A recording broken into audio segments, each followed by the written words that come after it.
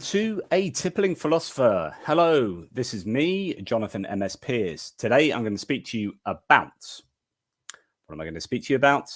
The debate I just had on Unbelievable on Premier Christian Radio. So Premier Christian Radio, for those who don't know, is a radio station in the UK that is for Christians. And they have a weekly show called Unbelievable, hosted by Justin Brierley. And Justin Brierley is a fairly neutral host. And he, hosts a debate, which is always, pretty much always, an atheist versus a Christian, putting their points across, debating on a particular topic. So the topic this time around was, do extraordinary claims require extraordinary evidence? And I was debating this with Christian apologist Jonathan McLatchie, who's actually a Scotsman who now lives in Seattle in America and works for the Discovery Institute and all sorts of different Christian sort of projects and organizations. And I was debating him on the claim, extraordinary claims require extraordinary evidence. And I thought this video would be a nice opportunity to analyze the debate for the benefit of anyone who cares. So probably about 5 people in the world. And you know, we can have a little chat about it. And as an added bonus, I'm bringing in my friend Rob. Now, Rob is the founder member of the Tippling Philosophers, from which I get my blog name and channel name. So I have a lot to thank him for. He's a bit of a legend in my life, as in he's a really good mate, and he is responsible for, I suppose, getting me into this all in the first place all those many years ago. So he's going to come on and we'll have a little chat about that, about what he thinks. And we'll talk about his worldview as we proceed. But just to show you first, there is some pretty good, actually, let's get a better version of that. So there's some good stimulus for you if you fancy, in terms of what Jonathan McLatchie has written. So he originally in 2020 wrote a piece called "Do Extraordinary Claims Require Extraordinary Evidence?" Assessing Carl Sagan's dictum, where he looks at it very sort of philosophically, looks at the claim, and we'll talk about the claim in a second, and goes to town on the piece, right? So that is worth having a look at. Just go to jonathanmcclatchie.com website, and it's "Do Extraordinary Claims Require Extraordinary Evidence?" He then, in the lead up to the debates, I'm just going to remove that now. In the lead up to the debate, he then read my book on the resurrection, or at least has partially read it, enough to debate my claims about extraordinary claims requiring extraordinary evidence in the book. And he has written a piece that, again, might be worth you having a little look at, if you so desire, and that is called Extraordinary Claims and Evidence, a review of Jonathan Pearce's book on the resurrection, part 1, where he rehashes quite a bit of that first article and then adds to it and looks at the claims that I make. So that is that's the basis of the debate, as far as the stimulus and the content is concerned from him. Now, what I wanted to do in the debate was to move away from looking at the claim from a rational philosophical point of view. And that sounds quite controversial as a philosopher, saying, actually, I'm not going to look at the philosophy of the claim. And this is because partly because I knew that that's what Jonathan McLatchie wanted to do. And I think he would have spent an hour just unpicking the minutiae of the claim from David Hume's original iteration of that claim, and through to later Carl Sagan. And I didn't want that to happen, because it just would have been bogged down and in philosophical sort of wrangling that would ultimately have not been very interesting. And so I took a completely different tack, which is right at the beginning of the debate. I said, this is not, I don't want to really talk about Hume. I want to talk about this being an epistemological claim about one's beliefs. And so I started with the opening that an out of the ordinary claim for us requires out of the ordinary evidence for us in order for us to believe the claim. And that's what I wanted to discuss, because I think that's far more relevant and far more useful. But before we go on, I'm going to bring in my mate Rob into the stream. Rob, thank you for joining. Can you hear me okay? Yes, I can. Thank you. Yes, I'm wearing my jogging my jogging earphones. So if I look a little bit weird, that's probably what that is. Good stuff. Okay, well, just to let the viewers know, I have COVID, and now I've caught it off my children. So thanks for that. So if my brain doesn't quite work very well, and Rob's not very well either, so together we are going to muddle through having a chat about extraordinary claims requiring extraordinary evidence. And I'd also already like to say thank you to Say10. Very good with a 666 contribution. Thank you. I really enjoyed your conversation with Jonathan. What's been really nice is I've had some great feedback about the chats, the debates, and you're always going to get partisan feedback. So you're always going to get atheists saying, "Yeah, the atheist won," and you're always going to get Christians say the atheist didn't know what he's talking about. But in the middle, you also get some more accurate representations of what went on, and actually, those are the ones that I've looked at in my own head. I may on Facebook say, "Oh, I checked this one out" or whatever, but the ones that mean the most are the ones from the middle that say, "I'm a Christian, but actually, I think Pierce had some really good points," and stuff like that. So I was really happy with that. But thanks for the feedback, Say10. Rob, before we go on, just to give people a bit of an insight into where you're coming from, do you want to just explain your worldview as it is at the moment, and possibly where you've also come from? Yeah, I guess I started from the beginning. I guess I was sort of raised in a Baptist church, very sort of, I don't know, English fundamentalist church. That is quite different from the sort of American fundamentalism. It's a sort of gentler form, I suppose. And yeah, I guess we started tippling philosophers together, so that gets you thinking. Did loads of sort of philosophy together, and then also I was doing the theology degree at the same time, and that gets you thinking. So yeah, I mean, so I guess that's taken me on a journey with regard particularly to Christianity itself, in terms of the Gospels, as it kind of problematizes, in a sense, the epistemology.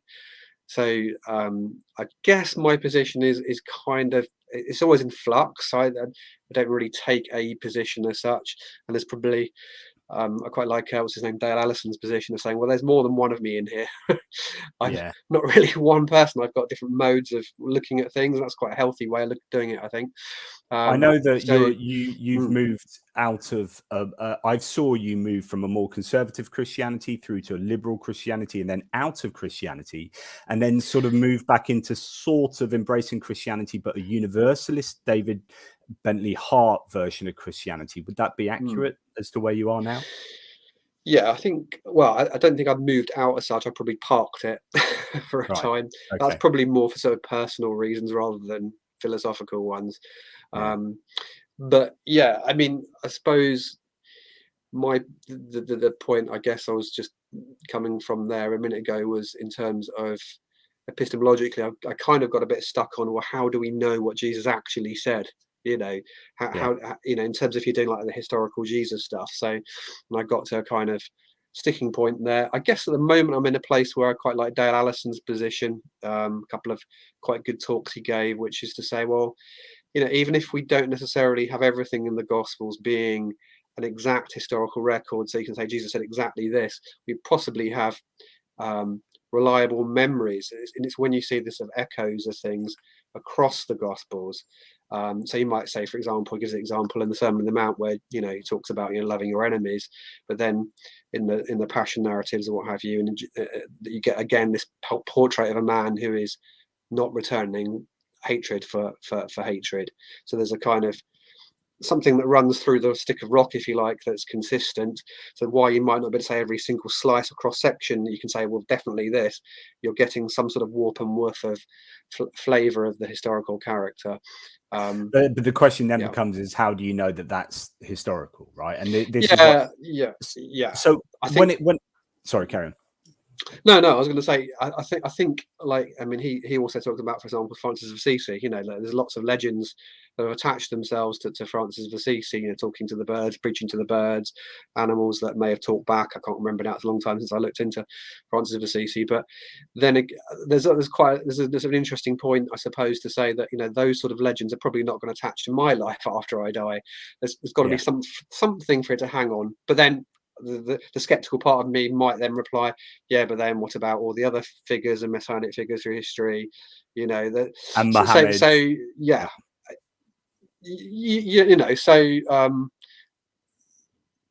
those are the questions that you need to ask. They're not necessarily the answers, but they're the questions that you need to ask. Yeah. So to bring this back to the McLatchie debate, right, and this is where I wanted to start. So I explained before I brought you on, as you probably heard, that I wanted to start this off with a kind of saying that really we should both agree that claims that are out of the ordinary for ourselves require evidence that is out of the ordinary for ourselves in order for ourselves to believe the claim, and that should be self-evident, in my opinion. That should be the case for everyone in the world.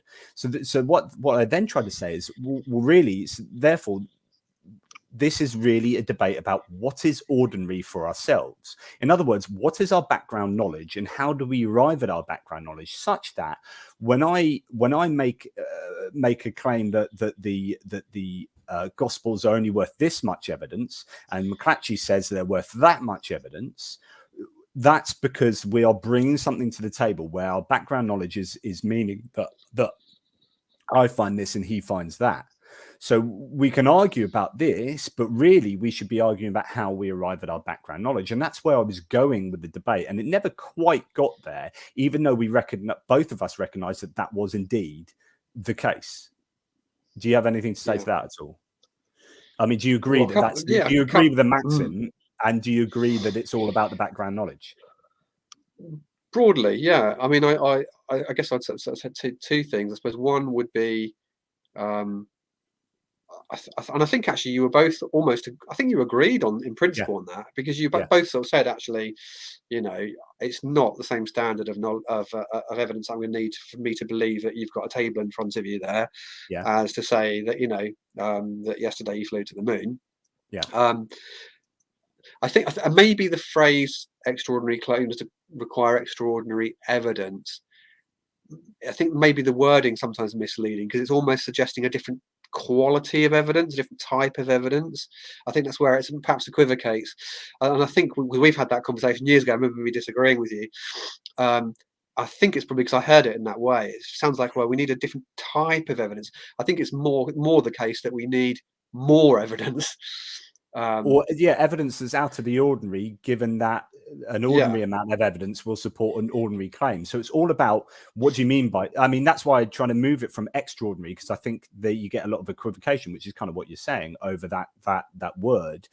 In fact, there's a really good video on YouTube by Paulogia. So a lot of my viewers will probably know Paulogia, but he does an excellent video on extraordinary claims require extraordinary evidence to say exactly this, which is actually people are just on both sides, misunderstanding what the statement really says and how to understand the words. In fact, when William Lane Craig critiques this argument, he takes extraordinary and has a go at what extraordinary means. Whereas really, if you just change it to out of the ordinary and then sit it within the context of what you know, and what you know being ordinary, then I think it makes perfect sense, and it's just a fine epistemological maxim. Yeah, I think I just say you need sufficient evidence commensurate with the claim. You know, in a sense that, you know, like, I don't need proof or much evidence to believe that you've got a table there, because, like you say, most people do. If you say I've got a unicorn in there, I'm going to probably need the ordinary evidence of a photograph or maybe video. And I might want to check it's not been photoshopped. And exactly. So I have to go beyond my normal. So the question then becomes is why is a unicorn out of the ordinary for you? And the reason why I say that, I mean, that's obvious, is out of the ordinary for all of us. So the question to bring this bit back to like Christianity versus atheism, which is, why is a miracle out of the ordinary for an atheist, but not out of the ordinary for a Christian? And is that a problem?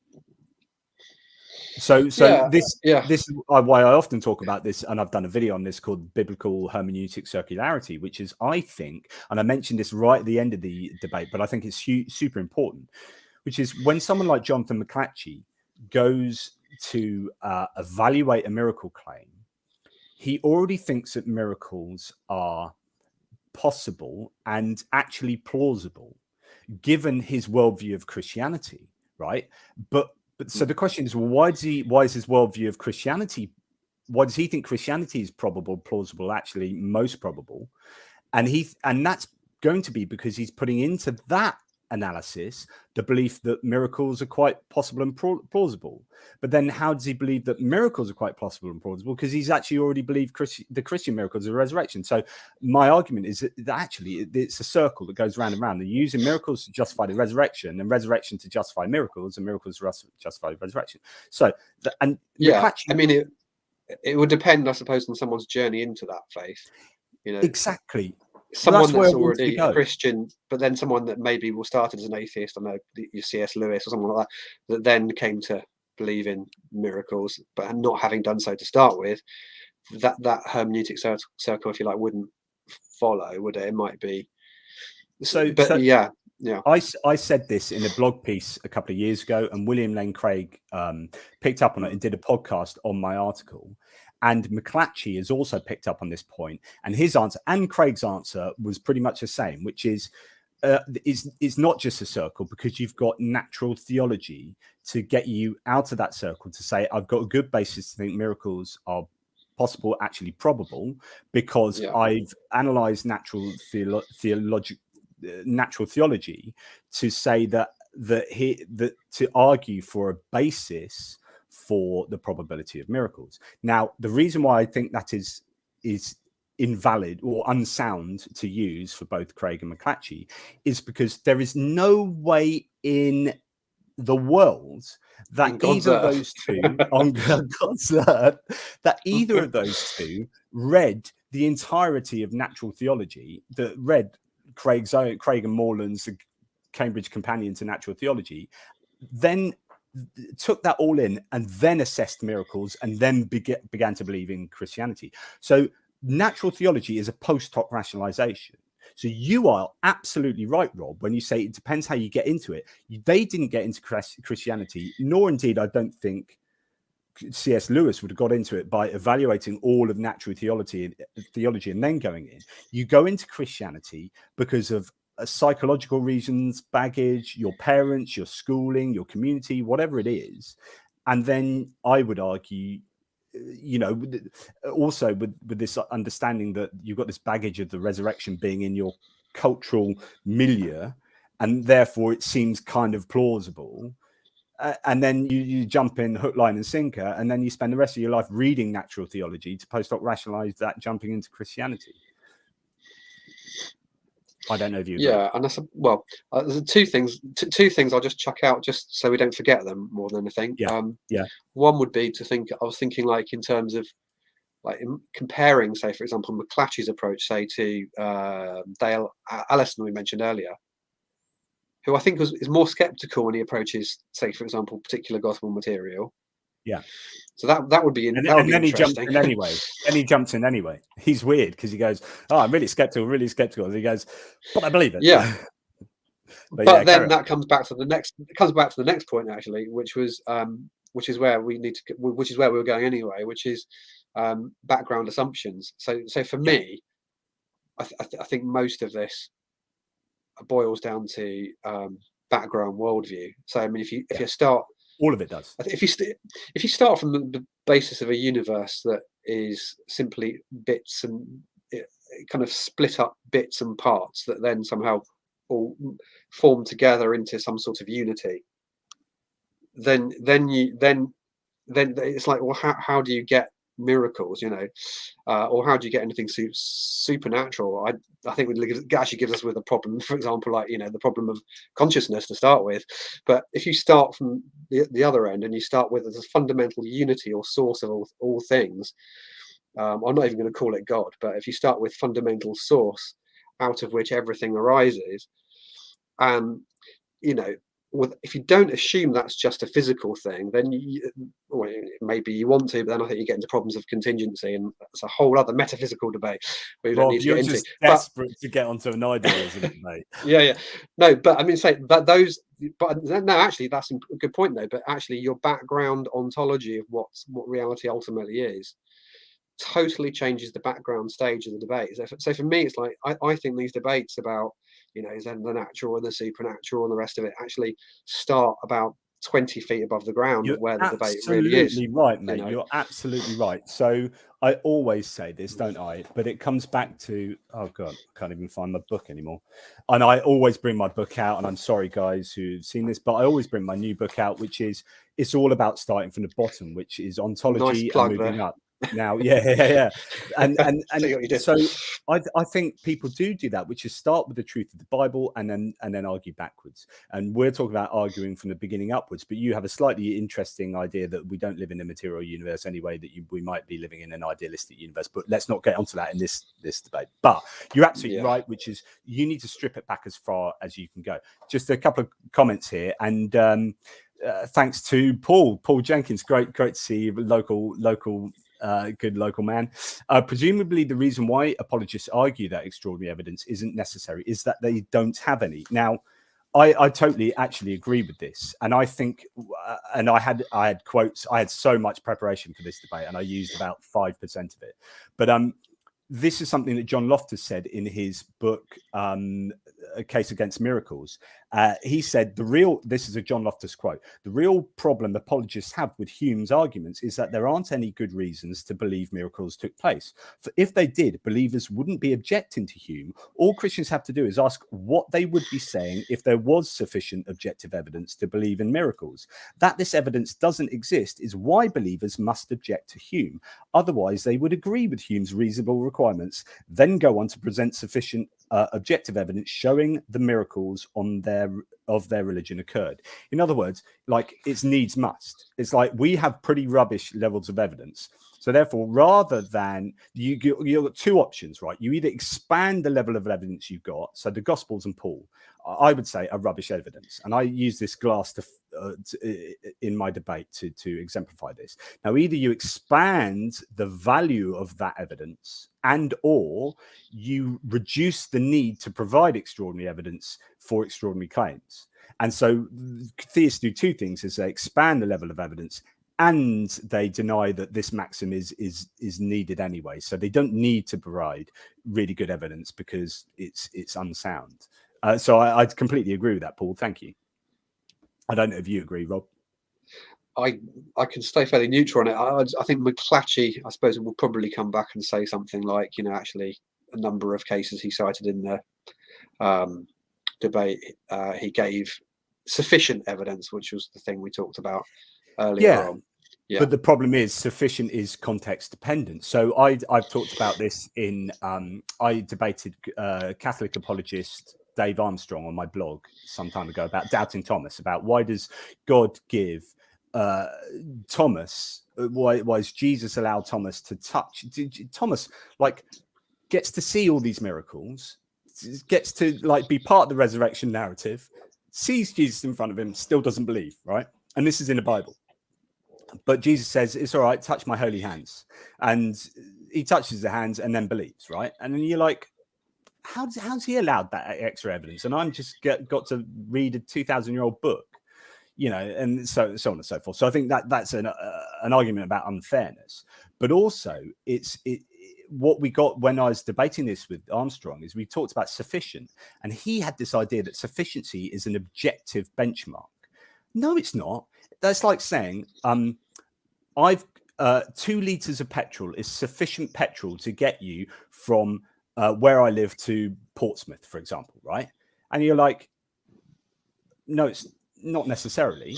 So if you've got my car out the front, my old Ford Focus, then yeah, that's going to get you to Portsmouth. But if you're driving a tank, that ain't going to get 2 liters of fuel ain't going to get you to Portsmouth. And if you're going to drive a car with a hole in its fuel tank, then that ain't going to get you to Portsmouth either. And if you're going to drive a Humvee, in other words, there isn't sufficiency is not objective, it's it's subjective. So what is sufficient for McLatchie, and we go back to this, it depends upon his worldview that he's bringing to the table. So sufficiency, I think we need to understand that sufficiency is a subjective ideal. And it will be informed by not just, I suppose, your benchmarks for sufficiency, if you like, but also your interpretive grid as well. So, you know, you might, I wonder what would happen, for example, if you, oh, what's happened there? Has it still? No, it's fine. It's fine. On? Yeah, you're still on. You just showed. Yeah. If we still, say, if we believe, let's say we both accepted that certain miracles happened, you still got an interpretive aspect as to what they signify. Yeah. Yes. Exactly. Yeah. So let's have a little look at what. How that helps. Yeah, let's have a look at what McLatchie says here, because this is quite a different thing. Hopefully, let me know if the sound comes through, everybody. I agree with that in principle, and I think the crux of the debate then is how do you assess the priors, which I think will be the point of contention between us. So here, McLatchie, can you hear that, Rob? Yeah. So McLatchie here is agreeing with me that yes, extraordinary claims within our own context require extraordinary evidence within our own context, right? And he's saying, well, it depends how you evaluate the prior probabilities, but the prior probabilities evaluation depends on your background knowledge, right? So this is where we're in agreement, as we've been talking about, Rob. Yeah. So let's continue. So my impression from reading your book, Jonathan, is that a very important factor for you in assessing the priors is the frequency by which an event occurs, or to what extent it is precedented in our experience. Would that be an accurate summary of your view? That's certainly part of it. Yeah. It's the miracle. That's the for you, Jonathan McLatchie, the frequency issue that JP said. Yes, I would consider a frequentist approach to be a very helpful tool in assessing the prior probability of a miracle claim when the miracle claim is understood to function as an authenticating sign, as it is in both the Old and New Testament. So in both the Old and New Testament, the purpose for which miracles are wrought is to authenticate a messenger. So you see this, for example, in the Old Testament, in Deuteronomy 18, for example, Moses tells the people that you can evaluate and assess, adjudicate whether someone really speaks from God by virtue of to what extent he is consistently accurate in forecasting the future. And we see this as miracles used in this way with Moses, for example, as well as an authenticating sign before Pharaoh. In the New Testament, you see Jesus, for example, in Matthew 11, John the Baptist sends disciples to Jesus asking, are you the one we're expecting, or should we be looking for another? And Jesus says to John the Baptist's disciples, go back to John, tell him what you see and hear, the blind receive their sight, the deaf hear, the lame walk, lepers are cleansed, and so forth. In other words, go back and tell him about the authenticating signs. John even uses that expression, signs, and says that these signs are written about so that you might believe that Jesus is the Christ and therefore have life in his name. And so if miracles are to function as signs, then they have to stand out against a regular natural order. They have to deviate from the normal course of nature. And so the hypothesis that God has used miracles as authenticating signs predicts very strongly that they will stand out against the normal course of nature, go against. Okay, so hopefully that makes a bit of sense there. So what he's trying to say, and I concentrated on the fact that he's using things like Moses and the earlier Gospels to authenticate the claims of, say, the resurrection or Jesus here. But there are two things, and that was fine for me to do so, right? Because it's right. I think that was a big problem. But he's also saying quite a nuanced thing, which I probably need to think a little more about, which is that miracles break necessarily need to break the regularity, break the laws of nature in order for them to act as proper signs. If they were just stuff that was within nature, you wouldn't go think anything special of them. So they need to kind of be like breaking the laws of nature and be irregular in order for them to be the signs. And that's exactly what you'd expect given this whole framework that you've set up of his particular religion. So he's saying that is this quite nuanced argument about, well, you should expect miracles and you should expect them to look like this. Do you have anything to say on that at all, Rob? Yeah, I think it's interesting that you put that bit in there, actually, because for me it kind of links into what we were just saying just before, which was about the interpretive nature of miracles. So I guess for the background audience, or people, putative audience, seeing that those miracles of Christ, let's say in the Gospels, the miracles are not trying to prove the supernatural exists. In that case, are they? They're not trying to prove God exists. This is a group of people who are already at that point, already accepting that, and they only work on the premise that they already accept that, and they already only work on the premise that they have a particular Jewish framing of God as well. Because I mean, for example, if you saw that, I don't know, if you were in a completely different country and saw that from a different culture, you might see an event like that and think, oh, alien, you know, or a visitor from another planet with superpowers, you know. It wouldn't lead you to the conclusion, the kind of specified complexity thing, maybe, and kind of, well, these are the kind of correlates of what I'm expecting, and I would see in the Messiah figure. You know, I think that's what he's trying to say, isn't it? Yeah, but then also it's this. You can use that argument to argue for miracles from other cultures and religions as well. I mean, it's a double-edged sword for him, because actually that makes miracle claims within Islam or within Hinduism, you know, because they fit within a framework, and this is what you would expect, etc., etc. It also just means you can make up a framework. You can just make up an entire framework and then say, well, this is what you expect. It looks very ad hoc to me. And I was quite surprised, actually. Yeah, no, I was quite surprised at his response as to saying, you know, the very sort of particularist approach, religious approach of exclusivist approach, really just saying, well, if a miracle happened in another religion, it's probably demonic.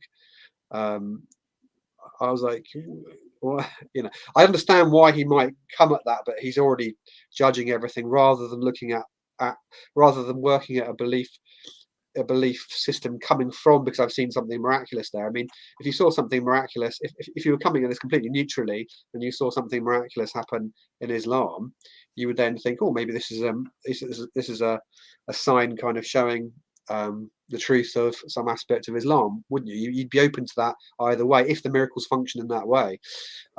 What he's really doing is he's got his starting point and then saying, well, I'm only going to allow miracles to verify what I already particularly believe. That doesn't seem to work for me. To me, it's like, well, surely there must be enough cases of miracles around the world. Therefore, if they happen, or claim that there's probably something to them, full stop.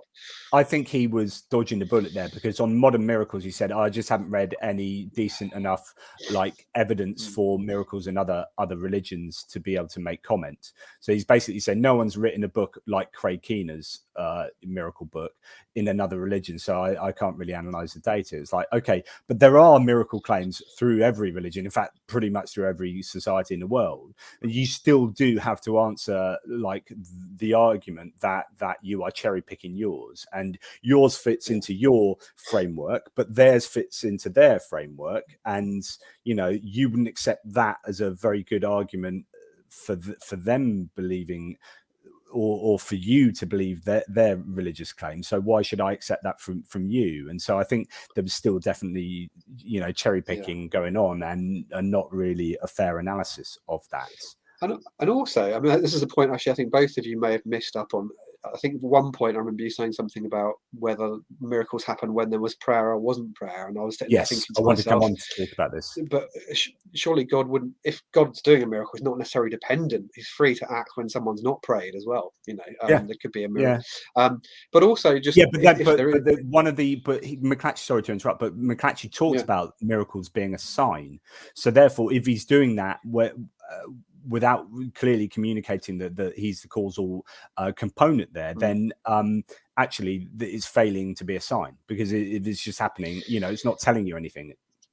So although I understand what you're saying, I wouldn't agree. But this might open up a wider conversation about the sort of continuum of what miracles are meant to be, because surely they're not all meant to be signs. I mean, if someone, you know, prays for something and from whatever religion, and you know, that they get some sort of provision or answer. And it's like, well, what counts as a miracle? Is it like some huge healing, or is it like, you know? But then it just looks random, because if God's going to then say, yes, I'm going to answer that particular prayer, and I'm not going to tell anyone, and so you're not even going to know that there's causality involved in me healing this person, but then still doesn't do anything for all these other people, then it just looks random. You know, it's like, this is what I said to him, which is talking about like what he had to do and he failed to do is establish, and I think this is the same for any religious person advocating miracles, is establish causality clearly. Because what you do is you say people like, and I had this debate with Caleb Jackson recently and Eric Manning on miracles, and they're saying, right, Caleb Jackson came up with 3 miracle claims. So like Bill Kent, he's a quadriplegic, we got prayed for, and he stood up, right, and he could walk. And you're like, okay, we know that happens naturally. So there's plenty of natural explanation. Basically, first, it can happen naturally. 2, it does happen naturally. And we've got other cases of this happen naturally when people haven't been prayed for. So what you need to do is, because this looks like the correlation fallacy, so you need to link causality of the prayer to him getting better. But all you can do, you can't do that. There's no way of being able to do that unless God came down and literally said, yes, I healed him because you prayed. Right. So there's no way of doing that. So therefore, all you are doing is blindly linking these 2 events with a causation that appears to be absent in all these other events. And so therefore, it's just counting the hits and ignoring the misses. Well, it's interesting as well when you think actually, and you think within the Gospels, there's a sort of a mixed attitude within the Christ of the Gospels towards the expectation of miracles. So when people sometimes are asking for miracles, he seems to be like, well, no, you know, what a terrible generation that, you know, you demand miracles to believe, you know.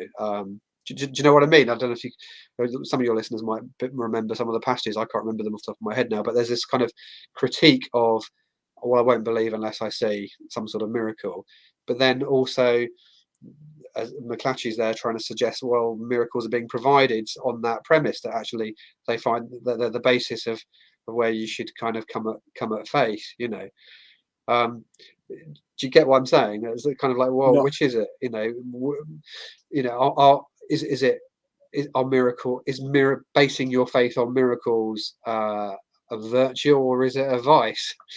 Because he seems to be suggesting actually these things are provided in a way to make it so that you can believe, but then also there's a critique within the Gospels of people just demanding miracles. Jesus criticizing like an unbelieving generation, or I can't remember the exact verses. So there's a kind of double, there's a kind of dual theology attitude towards those things. Yeah, and I think, I just think there's such a problem. I mean, I mentioned it in the debate, which is the argument from sporadic healing. Like, I think sporadic miracles are an argument against God. So I think if God occasionally heals someone, and it looks very much like something could happen naturalistically anyway, occasionally heals someone, what God is also saying is that, by the way, these 5 people have got special treatment, but you 28 million people, or however many people that don't get miracle, or 7 billion people don't get that. So it's like, oh, well, how's that fair? And like, and it's like, these people who were prayed for don't get a miracle. A couple of people that were prayed for do get a miracle, and some people that weren't prayed for also get healed, by the way. And so the whole thing's just a complete hot mess. And 240,000 people die in a tsunami. And I'm not going to do anything about that. But the guy that's prayed for, who's a quadriplegic, I'm going to make him stand. What would be your best argument back if you were a theist to that? To which one? To the prioritization? To that point. What would you say if you were a theist? I think this is going to get back into the omni God, which is, I love talking about, right? But I think the God of classical theism, so omnipotent, omniscient, and omnibenevolent, particularly divine foreknowledge, is terminal for any kind of notion of God. And I think it makes a broken God concept. And so I really can't get past that, because as soon as you're saying I've created the universe and there's going to be all this pain and suffering, and I'm going to stop the pain and suffering of some people, but not others. And as soon as you get onto this prioritization, but all the theists can come back with is that God moves in mysterious ways. There might be a reason, there could be a reason, therefore there is a reason, is really problematic, because if you're not going to communicate that to me very clearly, it looks very much like God doesn't exist. So if I was a Christian, I would really struggle with that. I don't know how I could steel man that. I don't know what the best argument for that is, because it looks like, I mean, Bill Kent walking again is more important than 240,000 people living in a tsunami. And that, I don't know that I can answer that. It's skeptical theism. Well, I mean, I suppose the logical, I mean, what are the logical options? I mean, the logical options would be, there's some sort of, let's say, for example, benign miracles happen. Let's grant that, like, which you are in this kind of exploring this, you're sort of granting that. Let's concede that. And it's, right. So we've got benign miracles happening. They then we've got situations where there's things not being done. There's absences of action, is what we're saying, isn't it? Yeah. The options are either, well, maybe that they're not really benign actions, they're just kind of somehow flukes that we're reading as benign actions, or they've been misreported, or what have you. Or if they genuinely are, which is what we're imagining, they are genuine benign actions, then you then have to posit there's some sort of God that is benign, acting benignly in some situations, and because you're saying it isn't in this situation, you're saying, conceding that it actually would be a miracle. So there actually is a God who's acting benignly in certain situations, but then you'd have to be then positing a kind of schizophrenic God that is then not acting that way in other situations, or is ignorant of them, or some kind of mix of those things. So I can understand why a theist might argue, well, maybe it's the case that it makes more sense to explain the whole thing as somehow benign, but there's some kind of lack of knowledge. I don't know. I mean, that's the skeptical theism. That's skeptical. So that's exactly it. It is saying the only way out is a logical loophole, but it's not. I don't think it's probable. It's only conceptually possible, right? Which is to say that we don't know why, but there might be a reason that 240,000 people dying is more important than one person not walking. And one person walking is more important than 240,000 people not living. The difficulty I would have with that, and I'm pretty neutral on this, so the miracles debate on that, but well, not entirely, let's be honest, but more neutral than the same McLatchie. But the difficulty with that is that you are genuinely getting some sort of positive benign action. And I think he was kind of right in the sense of saying it's not symmetrical. The absence there is not symmetrical. You've got some positive data, and then you've got a kind of an absence of something, which we're kind of interpreting as a negative. But might there not be, just in our own experience, situations where we see a certain set of behaviours in our partner or what have you that we know, or we might see something inexplicable that they haven't done, or I don't know, I suppose a partner dies and you're going through their stuff and there's something doesn't quite make sense that you've got, but on the whole their character was that they were kind and they'd done all these things, but there's something you've got that's inexplicable that could be interpreted in a negative way. What should you do more? Should you actually think, well, maybe there's a reason for this? I'm not giving a very good example, but should I discount all the positives because I've come across something which is a bit ambiguous and difficult to make sense of in the light of this, or should I think actually, well, it's actually logical, there's some explanation that's consistent to their character of acting in this way? I can see the kind of asymmetry that people will point to there, but I'm going to link two comments here, which is Paul's again, arguing that miracles must break the rules of nature in order to be valid signs isn't consistent with apologists' claims that God works in mysterious ways, e.g. remains hidden.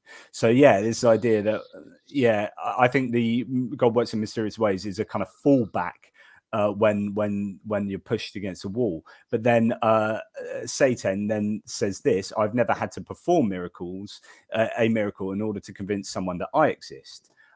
So the idea of like the idea that they're science, but of course, if you're existing outside of the universe, right, in order to show that you exist, you would possibly almost necessarily have to break the rules of nature in order to say hello, because you're coming in from the outside. I don't know. I've not really thought about this before. Yeah, I mean, I don't think there's good.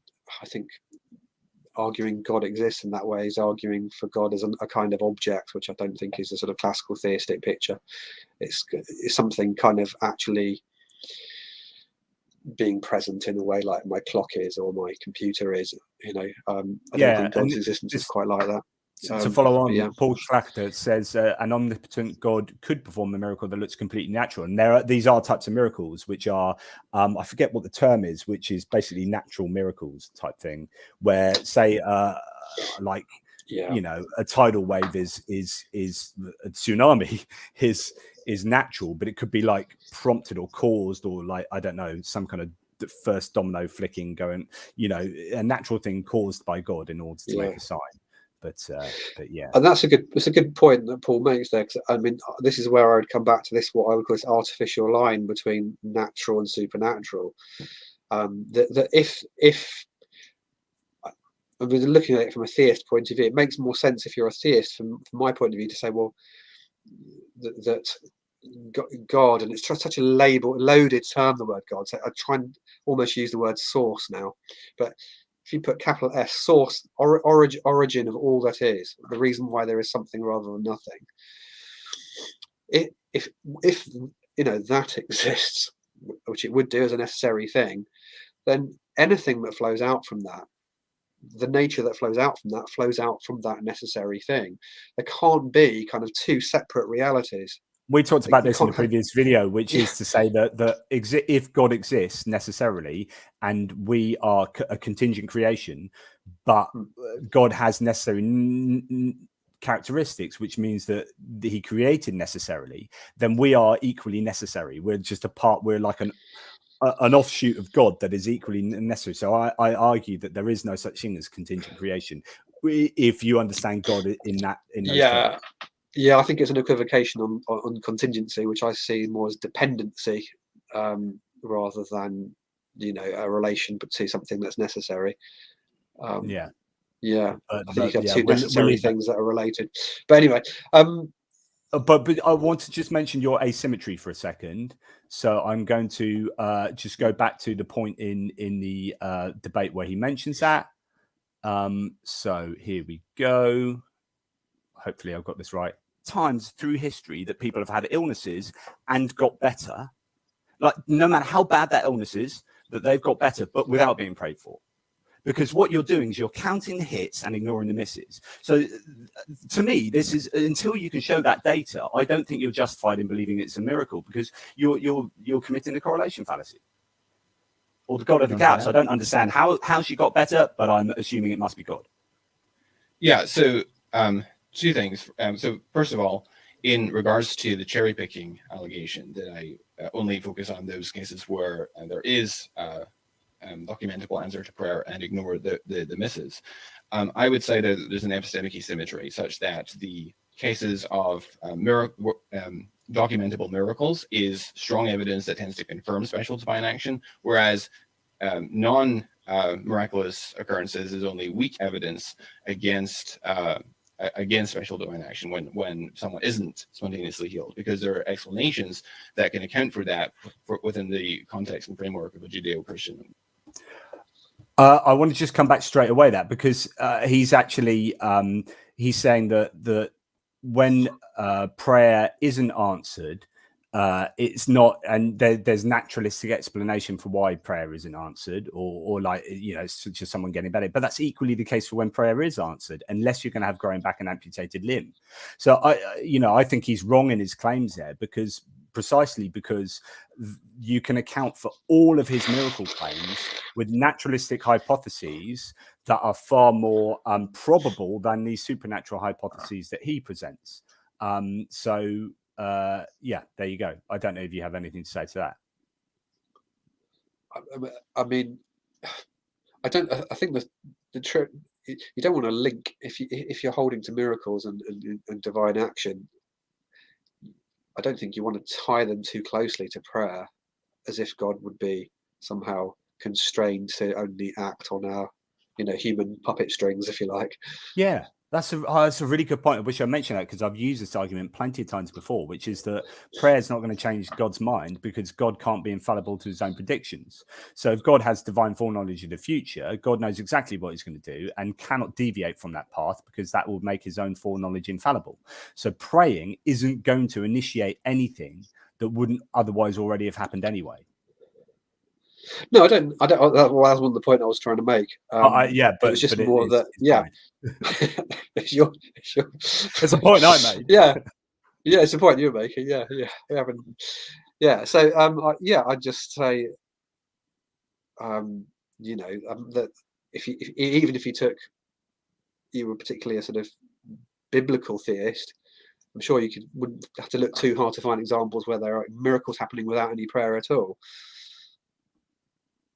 Yeah, well, is he trying to tie it? Is he trying to try the two, inextricably together? I don't know. I know. I think that's really difficult to. That's what I was trying to say earlier, which is, how can you tie causality to the prayer or to God? Where it's just someone getting better and they've been prayed for. I think that. you'd just be looking. Maybe you're just looking at things not happening that would normally happen. If we grant the then back to Paul's point as well. Oh, sorry. Yeah. You were saying? Sorry, but then there was Paul's point earlier that you might have undetectable actions of God, as well. But miracles, I suppose, the original word just means to be marveled at. So you could, divine action might not always need to be marveled at. Yeah, so here we have, if we grant the possibility of miracles via some supernatural means, by what reliable means can we attribute the correct agent who initiated the miracle? Which is exactly, well done, Graham. That's exactly what I was saying, which is, how can you tie that causality to God? And you can't. And so all you're doing is you're saying there is causality here by assertion, because I'm connecting these two events, but I'm failing to connect it when it doesn't happen, or when the prayer fails. So it's like, again, absolutely, counting the hits, ignoring the misses. I think it just never ignore the misses. I think it fits into. I suppose it just fits into what we were saying earlier, which is around the framework of belief that the people already have. So, for example, if you're married and you've got a wife that knows that, I don't know, not that women tend to buy flowers from men very often, but let's just suppose. A wife that knows you've got a particular thing for yellow roses, and you've had a bad day the day before, and some roses arrive on your doorstep. You might well think, that they come from my wife. There's a contextual framework that gives meaning to that event. Could it be plausibly explained by someone from Birmingham randomly clicking on your address and sending you yellow roses? Yes, it could be. But again, so that would come back to, it doesn't establish your meaning framework. Miracles can't establish your meaning framework, but they would work in sync with it, I suppose, is what. It's about confirming rather. So this is interesting from Jen Burlock, because actually this is something that came up on an interview I had with Neil Sendlak of Gnostic Informant recently. So Jen says, I had a brain op and almost died, but because I had a great and skilled doctor, I lived. Many attribute my survival to God, which is a stupid notion in reality. So there are two things going on here. One, I love it when you've got a hospital and they've got 13 doctors who've been working for an 8-hour surgical project on someone to save their life. And this is, their collected man hours of training is like hundreds of man hours of training, plus building on the scientific discoveries of the last 2,000 years, and this all results in someone being saved in a surgery, and then the family go, oh, it's a miracle, God. It's like, no, it's not. Hang on, we've just been working on this guy for 8 hours. So that there's that, which like really annoys me.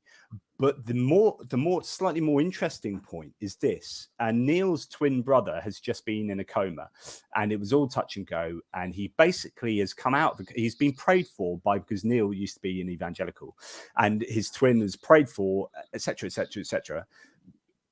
and he's got a bit better, which is to say that he's still largely paralyzed, walking around. He can slur his speech, but may have sort of brain damage and all those kind of things, where you got Christians going, yes, it's a miracle, our prayer worked. And Neil's going, well, if it did work, it didn't quite work enough. Like it's not like, surely if God's miracle healing was going to work, my twin brother would be absolutely fine again. But he's actually somewhere in the middle. And so that's really problematic. But I just thought that's what Jen's story reminded me of a little bit. But thank you, Jen. And any super chats, obviously, that would be amazing. Thank you for all of your support, guys. Well, yeah, this is good. I mean, I agree with this, but typical atheist sort of position, which is the real miracle, is that people actually believe in the jealous and vindictive God of the Bible.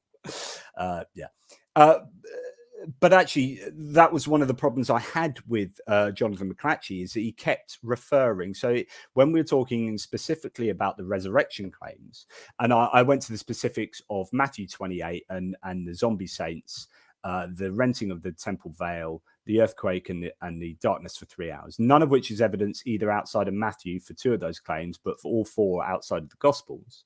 So there's no reference to these. And we're going to get back to extraordinary claims require extraordinary evidence.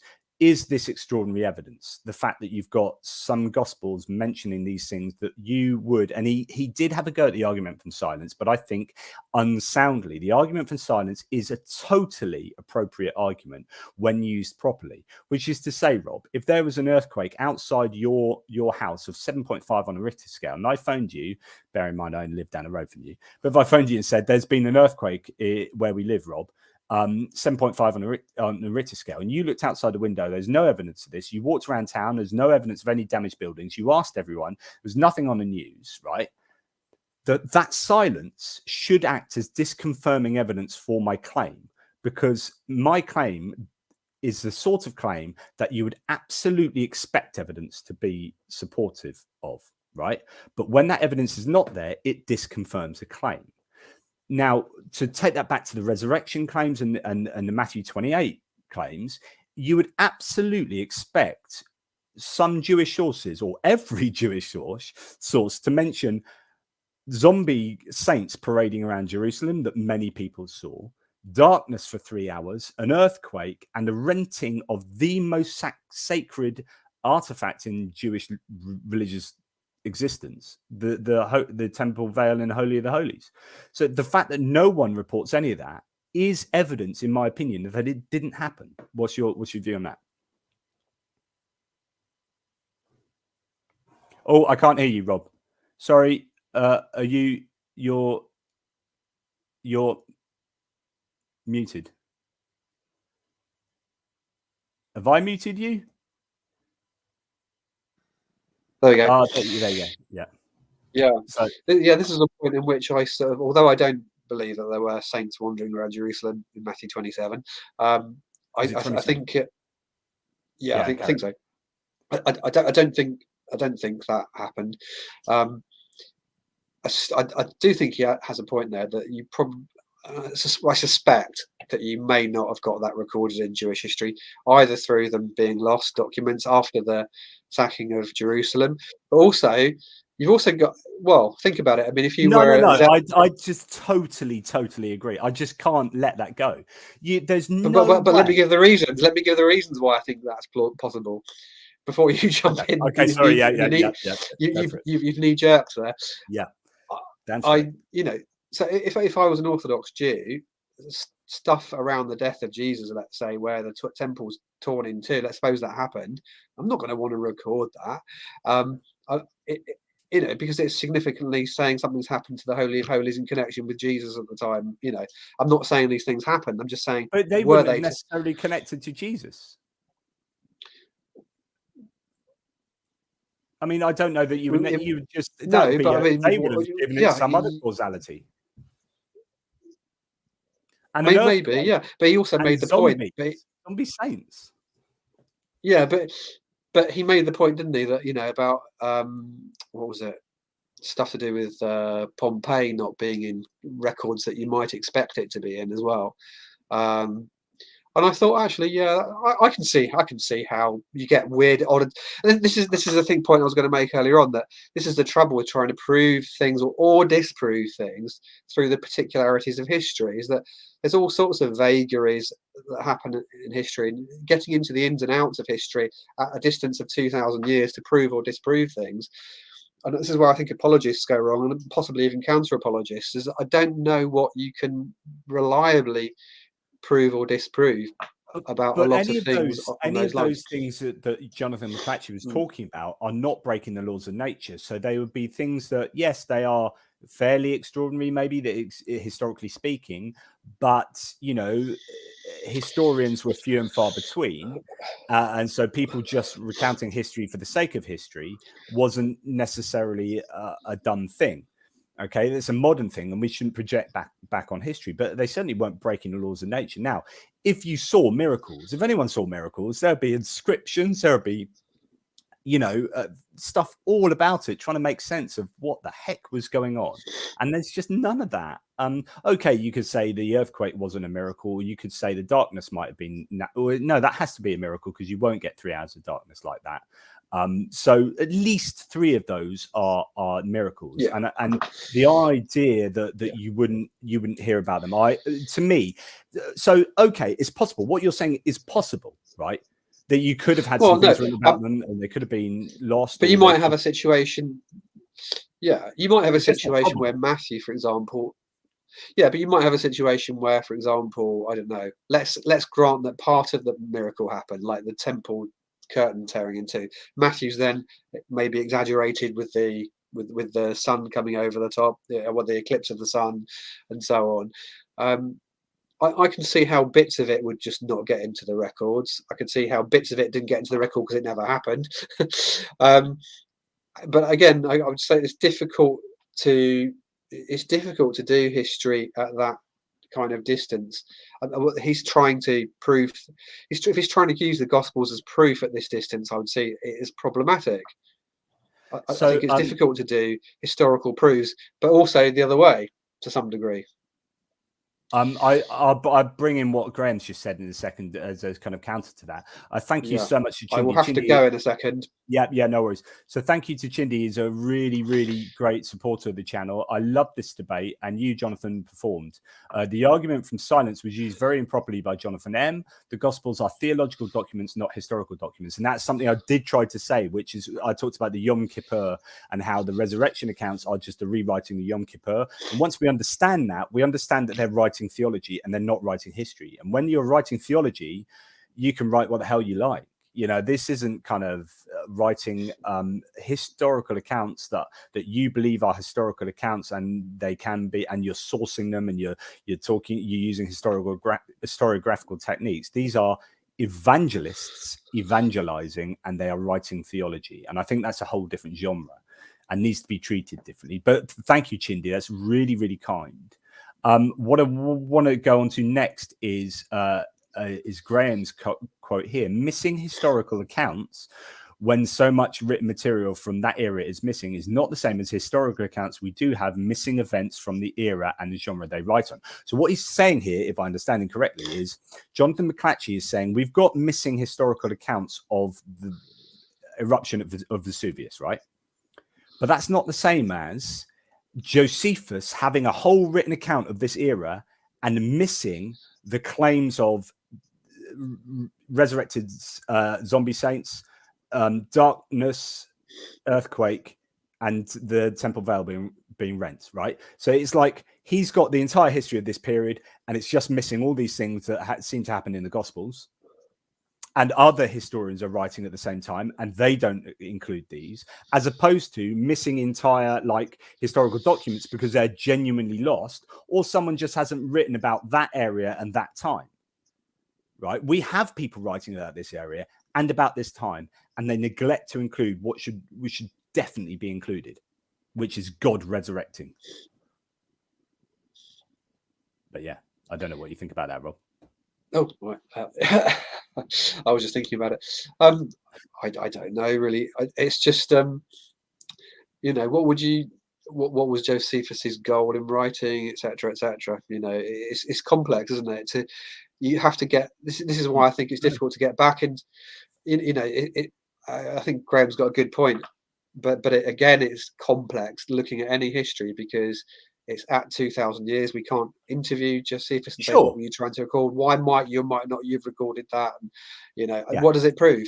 One way or the other. Rob, you're yeah, right to a degree. Yeah. So what we do then is we assign probabilities to the hypotheses, and we do a Bayesian analysis, which is to say what the prior probabilities of the Christian account being true and what's the prior probabilities of the skeptical account being true.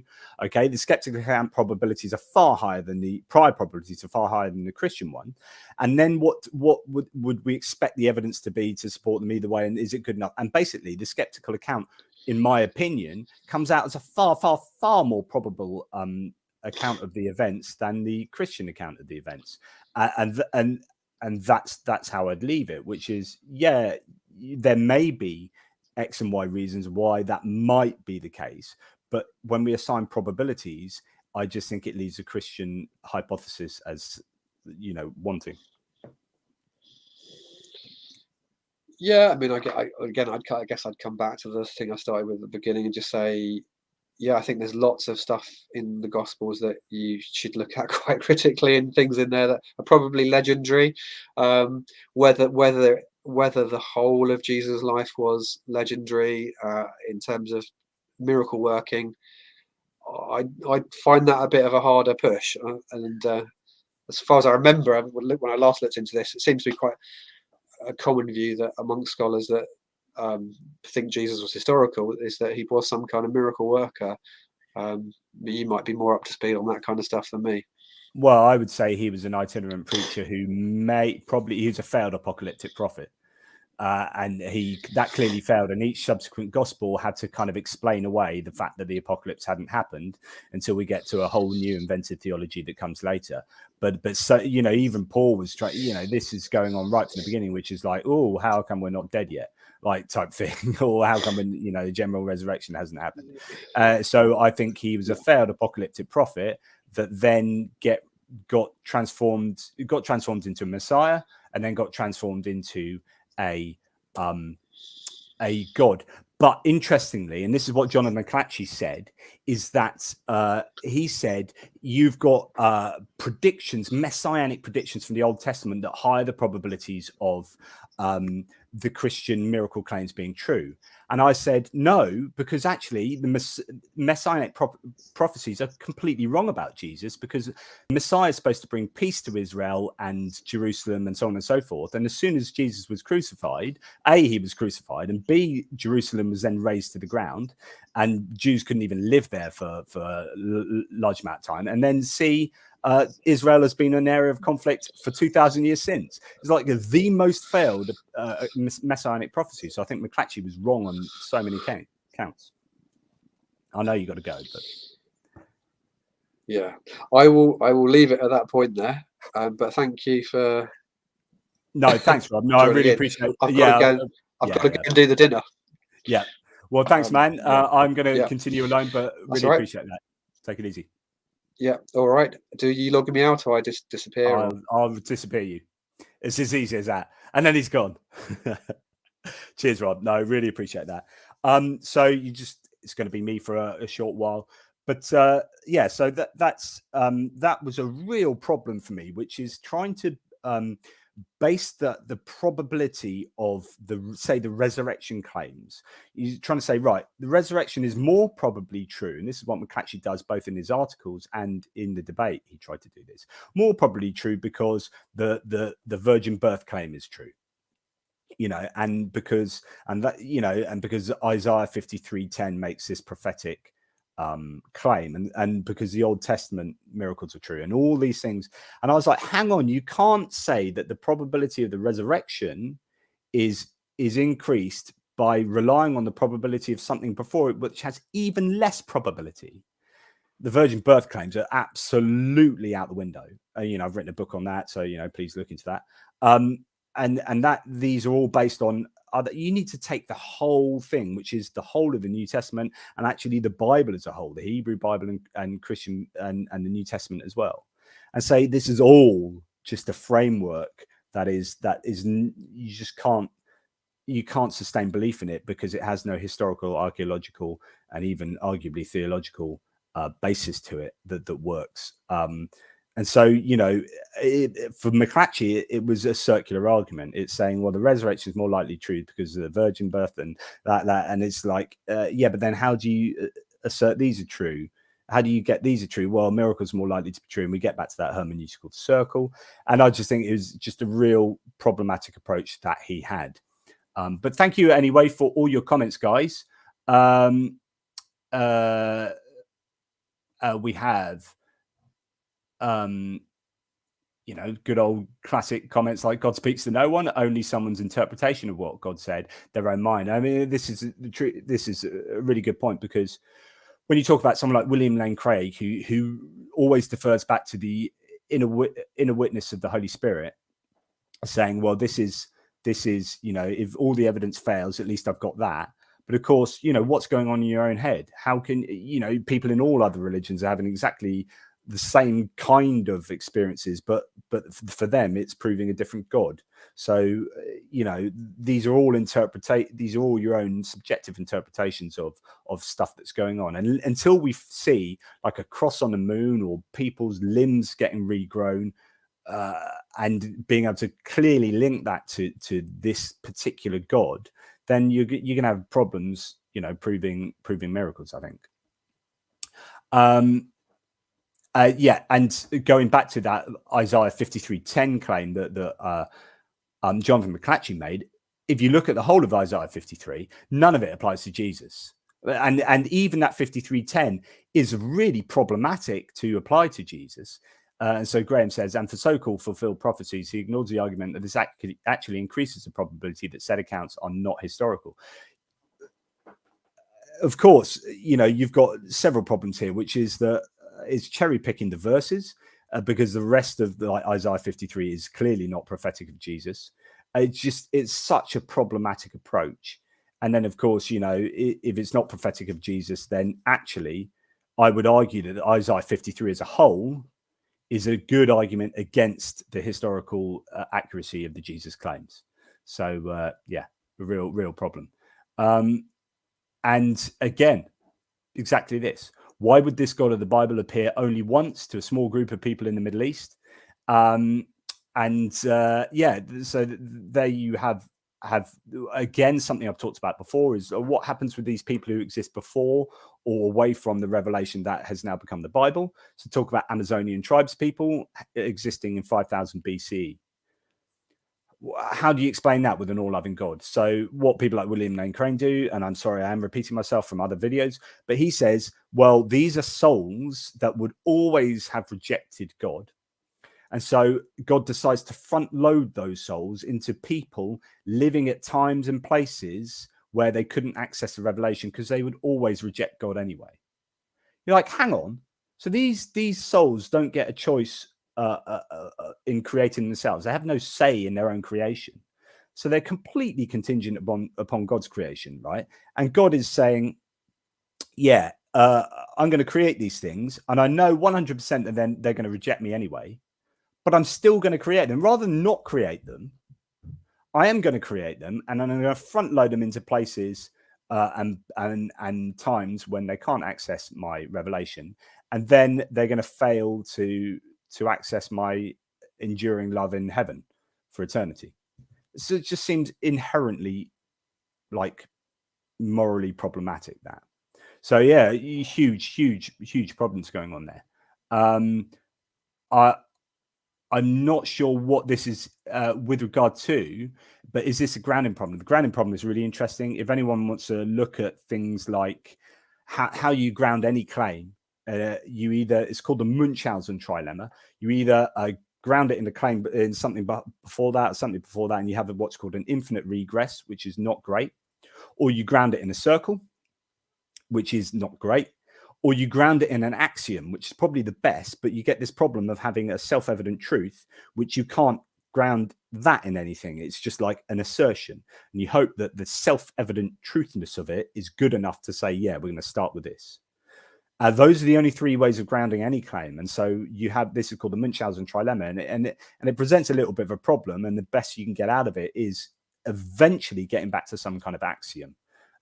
So not quite sure what that was particularly with regard to, but good to have your comments anyway.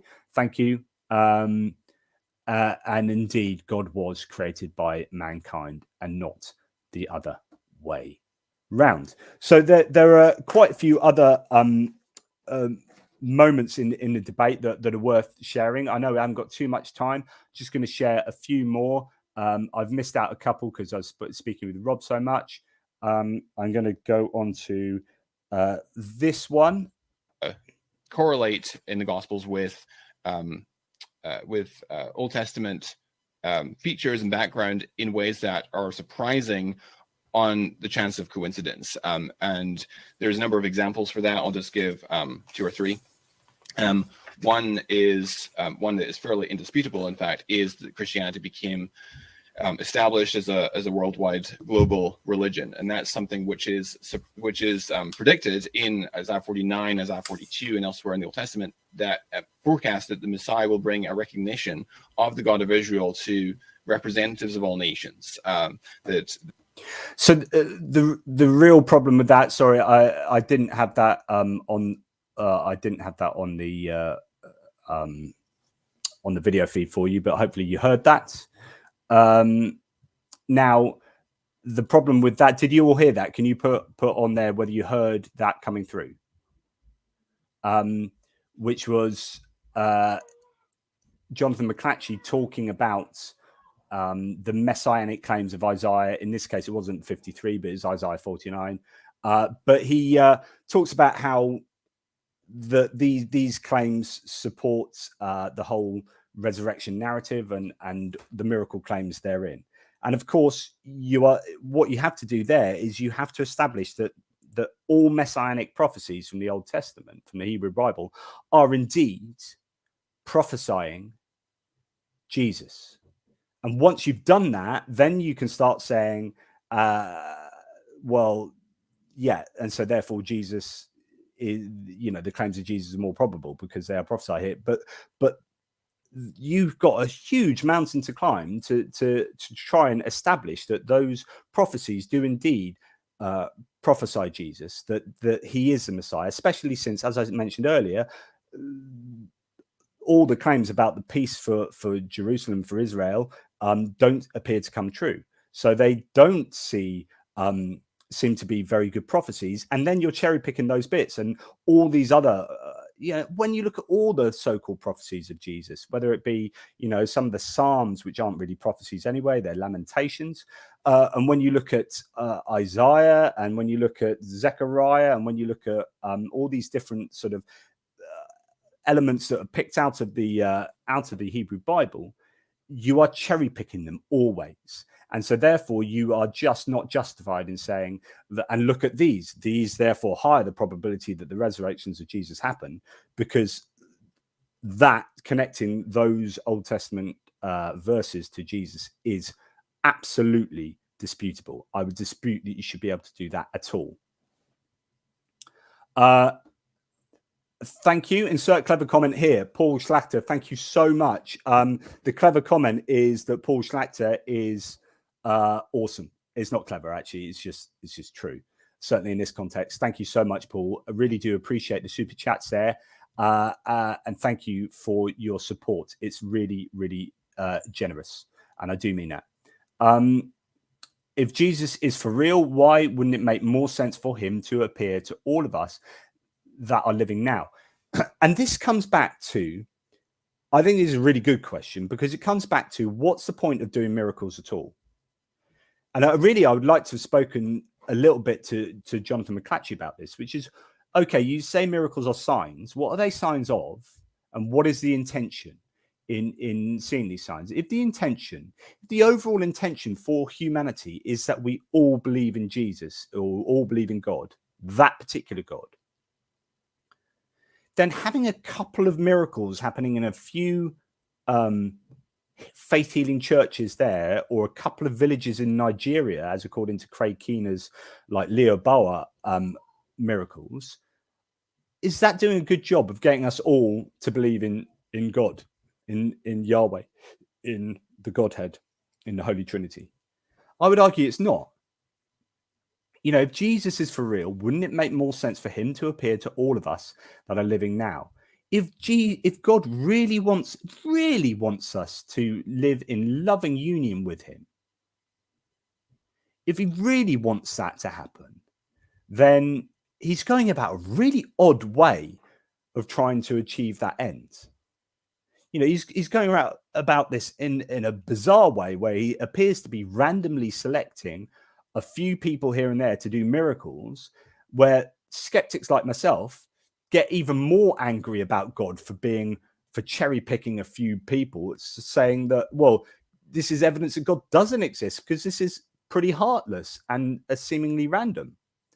So in fact, those kind of miracles are, for skeptics like us, evidence that God doesn't exist. They are signs that are doing a really bad job of convincing us. So yeah, absolutely. You know, there appear to be far better ways of doing miracles. So yeah. So when we're talking about the grounding objection, yeah, Emil Wenzel says, or Wenzel said, Rob spoke about where the source starts. Are they starting too far ahead? Yeah, again, how far do you go back? And even, you know, when you start with sources, you know, is that just that's a brute fact, isn't it? Like, even I would argue that the universe is a brute fact. Sorry, going completely off miracles here, but universe is a brute fact and has either existed eternally into the past, and there's not a problem with that, or it's existed in big crunches where time starts again and there isn't anything like eternality because time starts again. You know, some kind of loop quantum cosmology happens or whatever, but you've got the universe as a brute fact. If you're religious, you think God is the brute fact and that universe is contingent on God. And when you talk about Occam's razor, what does a better job of explaining, as long as they do the same job of explaining, let's favor the one with the fewer unnecessary entities, then the universe is better than the universe plus God, or God plus the universe. So, you know, when you're talking about grounding, I prefer the axiom, the brute fact that is the universe versus the brute fact that is God, that then creates the universe. Anyway, that's just my thought. If you want to get into a little bit of cosmology and philosophy, don't be afraid to grab this. Did God create the universe from nothing? Countering William Lane Craig's Kalam cosmological argument. That is my book against the Kalam and William Lane Craig's use of it, and it's a great book. That it's had some really good reviews. Richard Carrier recently said that it's one of the 2 go-to books on the Kalam, so that's fantastic. And yeah, so back onto miracles. I want to get just onto a few more McLatchie quotes, but before we do that, let's get back to Paul, who says, if the purpose of miracles is signs, and signs are supposed to create belief, then isn't this treating humans as a means to an end? I think this is we could go off on a right old tangent here. I think God uses humans as a means to an end really, really badly, or certainly a lot with miracles. So let's strip this back a little bit. Using humans as a means to an end is utilitarianism. This is moral consequentialism. So this is where the consequences of an action is how you derive your morality. So this is interesting because a lot of secular moral philosophers adhere to moral consequentialism. Religious people, Christian theologians particularly hate it because you don't need God for morality. So they hate, like William Lane Craig famously called it, a terrible ethic. But if God is using humans as a means to an end, then it appears that God is being consequentialist. And this is a bit of a problem for Christians.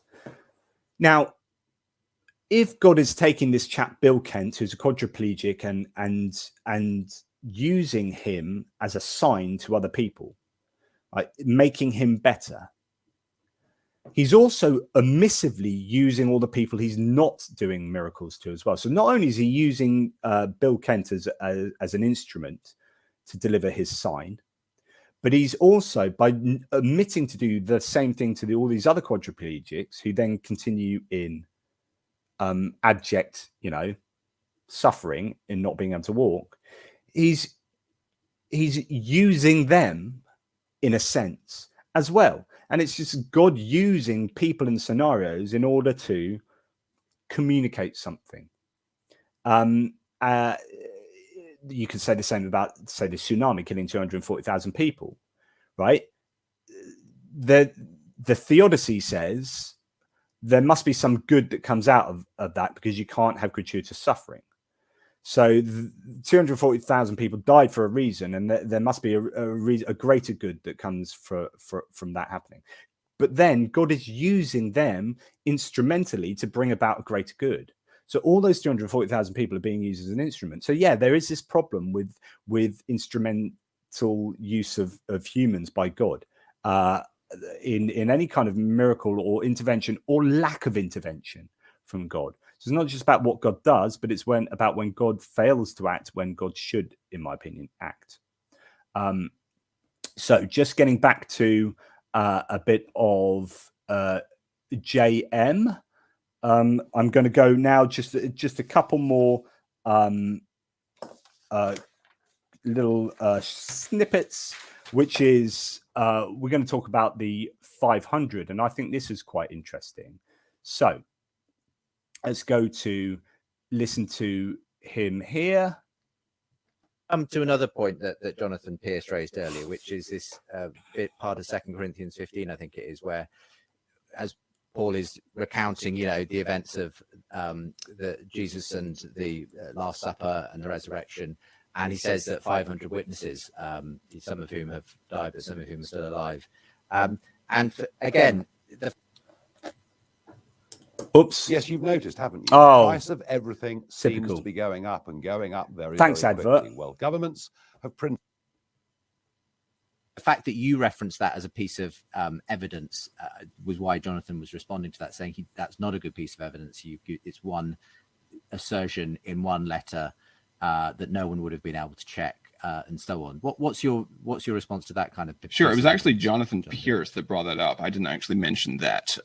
Sorry, but I don't consider it to be a major line of evidence. The appearance of the 500 that Paul writes about in 1 Corinthians 15. And I think it's subject to some of the vulnerabilities that Jonathan Pierce talked about, that he doesn't name them, and it's not clear that they would have had access or been able to go and check with these 500 witnesses. So it's not. I find this really interesting, because this is Jonathan McLatchie actually saying, yeah, this is weak. The 500 claim is weak. So just for those who don't know, in the first letter to the Corinthians, 1 Corinthians 15, Paul mentions a bunch of resurrection appearances, one of which is the appearance of 500. And he says, Jesus appeared to 500 people, some of whom are still alive and some who aren't. And basically those two lines of evidence is the entirety of the evidence for Jesus appearing to 500 people. And yet plenty of Christians use this. I've seen videos of people using this to argue for, this is evidence, really good evidence that the resurrection took place. It's like, no, this is at best, this is evidence that Paul believed that, because this isn't actually primary evidence. This is Paul just claiming that Jesus appeared to 500 people, some of which are alive and some of which are dead. And actually, it's better explained by a mistranslation and all sorts of things. But 2 lines in a letter sent from Paul as an evangelizing leader to people that he's trying to convince, and making this assertion is not good evidence for this happening. And interestingly, Jonathan McLatchie admits this. But the problem is, once you start doing this, you are opening a whole can of worms, really, because you're saying that Paul is not being accurate here. Well, if Paul's not being accurate there, where else is Paul not being accurate? Okay, so you accept that Paul is not a reliable source at this point. How can you differentiate when he is being accurate from when he's not being accurate? Okay, yeah, I think this is like that thread that pulls your nice sweater that then leaves it unraveling, and in the end you end up having no sweater. So I think that is a really big problem. Let's just see if he adds anything of a decency major to part of my apologetic approach to the resurrection. But I would argue, I disagree with the approach, and we've discussed this before in your program, Justin, with the approach taken by Gary Habermas, the minimal facts approach, which basically a major part of that approach is limiting one's case for the resurrection to the Pauline corpus, especially texts like 1 Corinthians 15, 3-7, and so forth. I think that you cannot make a robust case for the resurrection without bringing in the Gospels. And I think that you can make a robust case for gospel reliability from undesigned coincidences, extra biblical corroborations, and other hallmarks of verisimilitude, the unity of character portrayals across the Gospels in different settings and contexts and so forth, all of which point to the reliability of the Gospel accounts. And therefore, if the Gospels are indeed substantially trustworthy accounts written by individuals who are close up to the facts and well informed, then it suggests strongly that the reports that we have in the Gospels concerning the nature and variety of the post-resurrection encounters with the risen Jesus are coming from or reflecting the eyewitness testimony, and therefore. So, and this is probably where we're going to leave it after today. But huge amounts of problems there. I do agree with him. Yeah, you can't just rely on Paul for your like a minimal facts approach to the resurrection of Jesus. Like Paul tells you virtually nothing. You need the Gospels, but then it all goes wrong because the Gospels are not reliable, and yet he thinks they are reliable. And so we're going full circle back to the beginning of this talk, which is, what are you bringing to the table when you are evaluating miracle claims? And he's bringing to the table that the Gospels are reliable. And I think the only reason you would think the Gospels are reliable is if you're already a Christian. I don't think you would ever look, I don't think as a neutral observer, you who is just an anthropologist, a historian or whatever, imagine you were an alien and you just came down and you knew all about the history up until this moment, and you had evaluated all the historical documents in the world up until the kind of Gospels, and you knew how to do historiography, and you knew how to properly evaluate texts and sources, and you looked at the Gospels, I don't think you would come away thinking that these were reliable sources. And in fact, they are codependent. It's about Mark, but then as I've talked about in previous videos, like I think Mark is the one that invents the empty tomb. So the whole empty tomb narrative is an invention of Mark, which is then, which is kind of proven by or evidenced by Matthew inventing a counter argument against the Jews to say that there are guards at the tomb, which is why they didn't steal the body. Mark says there were no the woman who were the first witnesses left the empty tomb and didn't tell anyone. And he needed to say that because the empty tomb hadn't been mentioned at all ever since, Jesus was alive, through Paul through to 70 CE plus. There's no mention of the empty tomb. So Mark makes up the empty tomb, but he has to say the reason why you've never heard of the empty tomb is because the woman ran away and didn't tell anyone, right? You forward one on to Matthew. Matthew says, okay, now the Jews are saying, because they've listened to Mark's account, and they say that the body could have been stolen. So Matthew invents some guards at the tomb. But he doesn't need the woman to run away and tell no one, because now everyone already knows about the empty tomb, because it's been going since for the last 15 years since Mark wrote it into his gospel. So he doesn't need to say the woman ran away and told no one. He has them running away and telling everyone. Luke subsequently doesn't mention the guards because it's clearly a counter argument to the Jews who are claiming the body was stolen. So Luke says, "Oh, I don't need to include that. It's a bit dodge." But he also doesn't need to explain why no one knows about the empty tomb, because everyone does know about the empty tomb. So he has a woman running away straight afterwards and telling everyone, after the discovery of the empty tomb, and same with John. The point of me going into all of that is that we can naturalistically explain how these narratives developed and how they are not accurate and how they disagree with each other. And so for McLatchie to come on and say, yeah, I think the Gospels are really accurate. And this is really what we should have been arguing about. This is where we're going, which is, how do we evaluate the Gospel accounts? I evaluate them as really poor. You evaluate them as really good. Let's have it out. That's what this is about.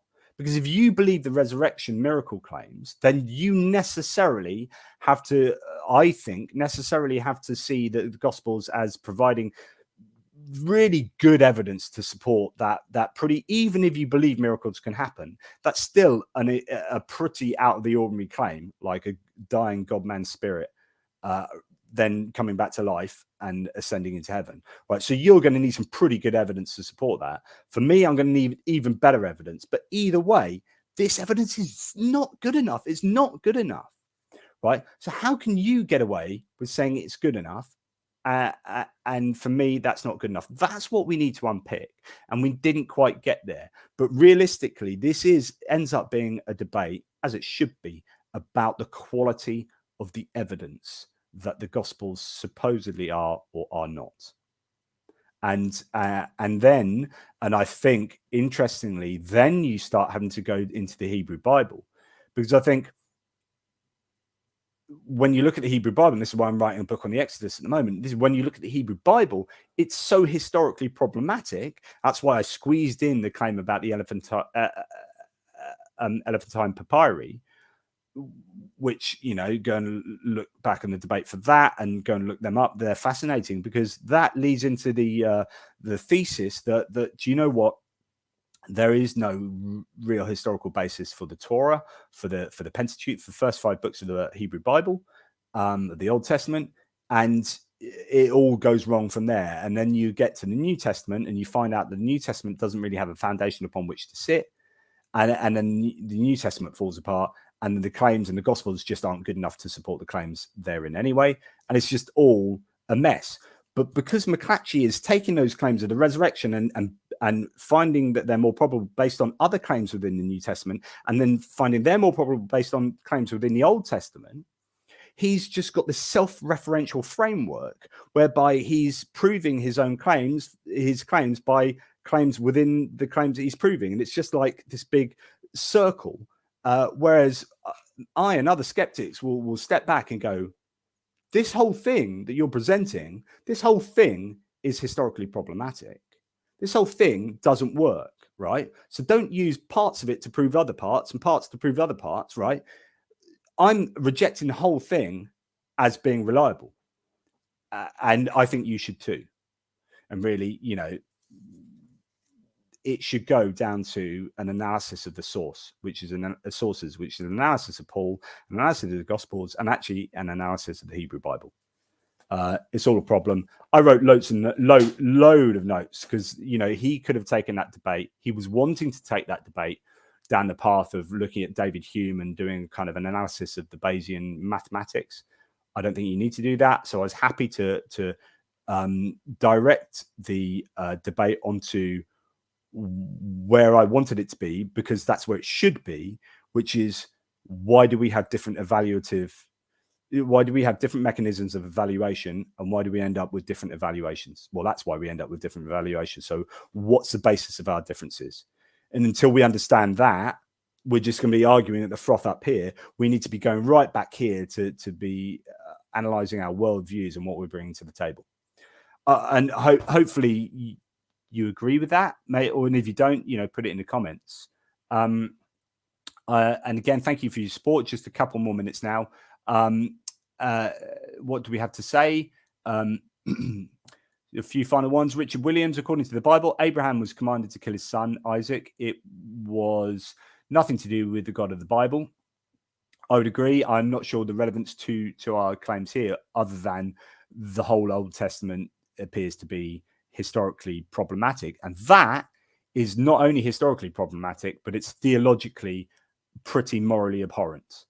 You know, demanding that someone virtually kills their own son just to show their loyalty to you is just terrible. It's terrible.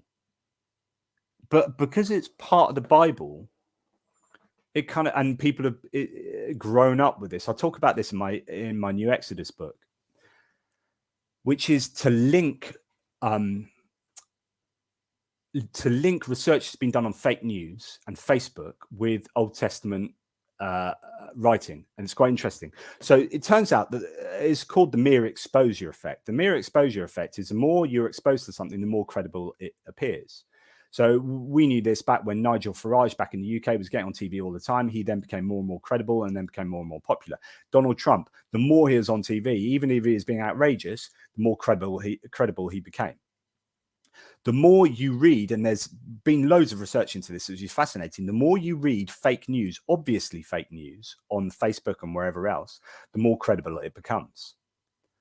The more you hear terrible stories like Abraham and Isaac, the more credible they become and the more reasonable they become.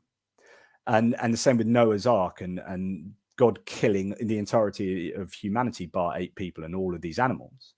But you hear it enough, and you hear it when you're a kid, and you become immunized to it to the point where actually it becomes becomes part of your cultural baggage and your cultural milieu, and actually it becomes almost endearing. But what you need to do is step out of that, reevaluate it as neutrally as you can, and say, hang on, is demanding someone virtually killing their child until the point they're just about to kill them and say, no, it's okay, we got a ram in the bushes over there. Is that a nice thing to do? I mean, what are you trying to do there? So I think, what happens is things like the Moses story and the Exodus story they become more reasonable because we heard them so often. But when you step back and look at how morally abhorrent they are, and when you look back and see that there's no historical or archaeological evidence for them, then you have problems. Graham says, thank you, Graham, by the way, for all your comments today. Minimal facts is actually the maximal fact supported by historians, and thus is the end of what can be historically justified, not a new foundation to cantilever apologetic arguments upon. Oh, that's such a big comment. I'm not sure I can deal with that all now. But I think I do deal in my Resurrection book, which you should all rush out and buy if you haven't already. But if you have already, buy another one. Ha, joke. Resurrection, a critical examination of the Easter story, which does look at the minimal facts claims by Gary Habermas et al. This, and Emil said that's the debate I thought would happen, which is about the debate about, I think he means here when I was talking about analyzing the sources and why do we evaluate them so differently. And as Paul says, the Abraham Isaac story is classic gaslighting. Yes, this is absolutely true. And then in the end, you're like, we forget that these stories are parochial, and that's not to diminish the people at the time, but they were living in different understanding of reality and different moral scenario. And so they come up with these stories that work for them in that time. And God is the Yahweh. God is a pretty different entity than the God that we think exists or that Christians think now exists. And the problem is they write these stories into some kind of orthodoxy, and then they get brought into the Christian Bible, and then 2,000 years of moral advancement later, you have to go back and justify these pretty terrible stories in light of all the nice stuff that's been developed. So I argue that the God of the Old Testament is pretty horrible, and therefore we have had 2,000 years of enlightenment and advancement, such that we have abstracted God outside of the universe. That God is now this abstract entity that is love, essentially, apparently. But the problem is this God, this abstract God, has got all this baggage. And the baggage, I mean, there's a book over there, God and Anatomy by Francesca Stavrakopoulou, that talks about how the Yahweh God is a very anthropomorphic God that has an anatomy. And that's a very real sort of scenario of the Hebrew Bible that now needs explaining in terms of this idea that God is actually this abstract God that exists outside of the universe and God is love. And it's like, no, these two things are not coherent. So I think the whole apologetic these days seems to be trying to explain all these things in light of how theology has evolved, and that's a real problem. Okay, so just finally, I was taught that Abraham pictured God killing his son. Jesus, but even that is crazy to think about. Yeah, I mean, there's going to be all different ways of justifying and explaining these problematic stories. Great show. Thanks, MSP. Thank you. Thanks for popping by, guys. You said it right. Just stories. These are just stories. And in fact, when it comes to the New Testament and the resurrection stories, these are theological stories. They are theology, and they're certainly not history. And finally, guys, the human sacrifice of Jesus was just a follow on from the Old Testament animal sacrifices. Yes, because I think it's a retelling of the Yom Kippur, actually. And I mentioned that in the McLatchie debate, and he didn't really respond to that. But it's true. And once you understand that they're writing theology and not history, then the skeptical hypotheses become far, far more probable. The idea that these things actually happened, McLatchie kept saying, and actually I should have concentrated on this more, but he kept saying these miracles are definitely true because we can see that Jesus was definitely crucified on the 15th day of Nisan, and or whatever it is his claim was, and it's like, oh, hang on, wait, so you're assuming that's true, and he's saying, look, therefore this is true. It's like, well, surely it's far more probable that what these people who are 40 to 85 years distance from the events are doing is taking some stories they've been, or like Jonathan McLatchie should agree with me that their sources are oral tradition being passed to them. They're being passed stories, and those stories have gone from Jerusalem to here, to here, to here, to here, to Corinth, to here, to Rome, to here, to wherever. These are passed orally. Then they write these gospels, right? And he seems to think that these gospels are entirely accurate and reliable. Well, no writing ever has been 100% one-to-one correspondence reliable. No writing ever. So this would be weird to think the gospels are the only pieces of writing that have ever taken place that are one-to-one accurate. And that this somehow it's just entirely nonsensical. That these guys are writing history, rather than looking back and saying, I'm going to take these oral stories and I'm going to mold them into a way that is theologically really coherent for how I understand how things went, right? And so I'm going to write that this looks like a sacrifice, looks like Yom Kippur, and Jesus was sacrificed on this day, that he is the Passover lamb. That's what John would have believed, certainly. Yada, yada, yada. These are constructed so that they work theologically. Whereas McLatchie looks at them and says, look, they work theologically, therefore they're true. Whoa, that's the problem. No. So that's where we ended up having that little sort of debate at the end. Anyway, thanks, guys. A great show. Thanks, Jonathan. Thank you, Paul. Really appreciate your support as well. It's really, really kind of you. Thanks for all your super chats. Really appreciate that. Thanks for dropping by. As ever, question everything.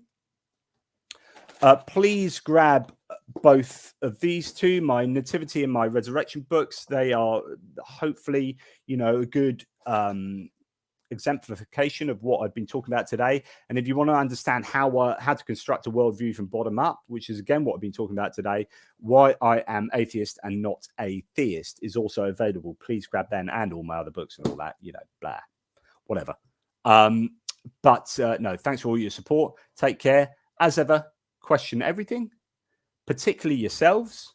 And I will question some of my own claims today. I want to look at a couple of claims, the asymmetry claim I want to look at, and the idea, the claim I talked about earlier that McLatchie made about that I said was slightly nuanced. I want to get a slightly better idea of that, which is that if he has this framework, then breaking the rules of nature is exactly what you'd expect of miracles, and so therefore, the frequentist approach, as he called it, is not so valid or whatever. So that's what I need to check out. But I don't think those claims were particularly problematic. Anyway, question everything. Take care. All the best. Thank you.